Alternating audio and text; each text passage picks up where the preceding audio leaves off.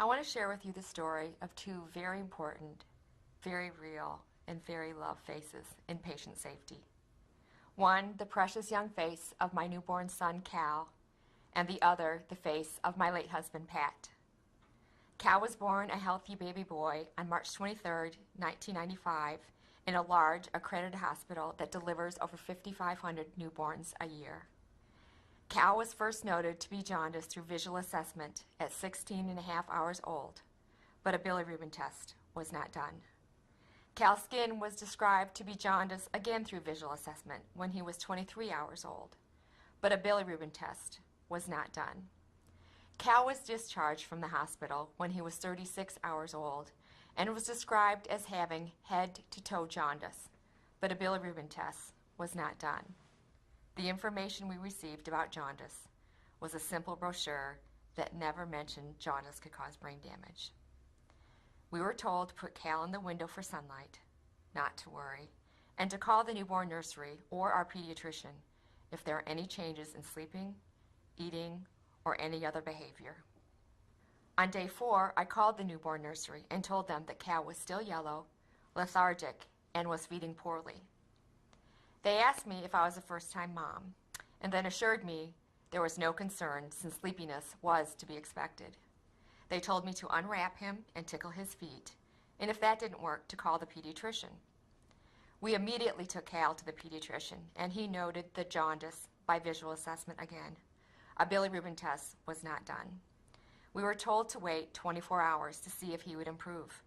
We continued to call the pediatrician throughout the next 24 hours, reporting that our child was changing before our eyes. Yet we were repeatedly told not to worry and to wait for 24 hours. At 5 days of age, the pediatrician admitted Cal to the pediatric unit. Cal's bilirubin was tested for the first time, and it was one of the highest recorded bilirubin levels at the hospital. Treatment was limited to phototherapy. Again, we were told not to worry. A resident did Cal's history and physical upon admission, and due to confusing chart entries, documented the wrong blood type for Cal. A blood incompatibility was ruled out. We later found out that Cal's jaundice was due to a common blood incompatibility and was very easy to treat. On day 6 in the afternoon, Cal had a high-pitched cry, respiratory distress, increased tone, and he started to arch his neck and back. These behaviors were all acute symptoms of kernicterus, or brain damage from jaundice. Again, we reported the unusual behavior to the providers and staff, and again, we were told not to worry. Cal was later diagnosed with classic textbook kernicterus. Cal has athetoid cerebral palsy throughout his entire body, neurosensory hearing loss, enamel dysplasia on his front teeth, crossed eyes, and other abnormalities. Today, Cal cannot walk independently, his speech is impaired, he drools, and he has uncontrollable movements of his arms and legs. In 1999, my husband Patrick, who was a face of panache, ambition, confidence, and strength, also suffered a medical error. It was discovered that Pat had a mass in his cervical spine, and because of the size, shape, and behavior of the mass, it was thought to be a slow-growing benign tumor. With the help of our local referring doctor, Pat and I sought out the best neurosurgeon in the nation. The tumor was surgically removed and a frozen section was sent to pathology. A phone call from pathology to the OR revealed an atypical spindle cell neoplasm, which was understood by the OR team to be benign. The pathologist, however, believed it to be very suspicious and ordered more stains to further define the tumor. 21 days after the date of surgery, a final pathology report was issued as a malignant synovial cell sarcoma.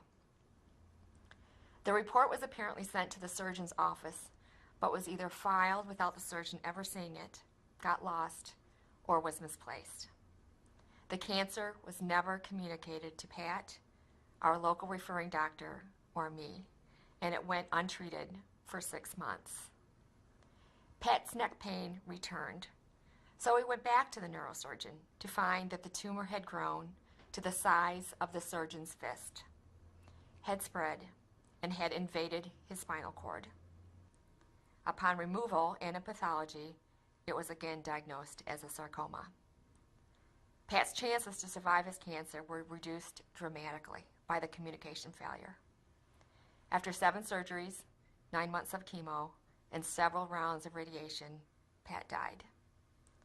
Both Cal's and Pat's errors are examples of simple yet catastrophic systems failure due to communication breakdowns and uncoordinated teamwork. Cal went through several layers of the healthcare system, and each layer failed to stop the succession of error. There was a system-wide failure to include Pat and me in Cal's care. This was not any one individual's failure, but at any point, one individual could have made a difference by stopping the systemic failure before it reached its tragic conclusion. What if a genuine culture of safety that practiced a systems-based approach had been in place? What if our concerns as parents were taken seriously and we were asked to work in partnership with Cal's providers to help identify jaundice symptoms? We, parents, patients, and family members can be additional eyes and ears to spot symptoms. We can be an extra resource to see, feel, recognize, and report changes and concerns. What if the pathologist had given the surgeon a heads up that Pat's tumor was suspicious and that they had ordered additional tests? Or if someone had contacted the neurosurgeon to ensure the receipt of the malignant pathology results? Or what if the pathologist and the neurosurgeon understood the phrase atypical spindle cell neoplasm to mean the same thing? As a family, we were profoundly let down by the very system that we once trusted implicitly. With this in mind, I ask you to never give up on patient safety. Seize it with relentless passion and embrace it with urgency, honor, and hope. While there may be barriers, patient safety cannot wait. I know from my own efforts, each individual can and does make a difference. And I must say that I have witnessed progress, promise, and the power of partnerships since the errors in my family occurred. I have had the honor of being part of some robust patient safety initiatives that are making a difference. PIC, Parents of Infants and Children with Kernicterus, formed by a group of moms and dedicated to the eradication of kernicterus. CAPS, Consumers Advancing Patient Safety, whose mission is to help create a healthcare system that is safe, compassionate, and just. And WHO, the World Health Organization, which identifies the patient as the core of their newly launched World Alliance for Patient Safety and is dedicated to creating the collective voice of the global consumer in areas such as patient safety, solutions, reporting, and research. These initiatives are all harnessing the passion, the hard-won knowledge, and the spirit of the consumer to work in partnership with healthcare agencies, professional organizations, providers, accreditors, and the insurance industry.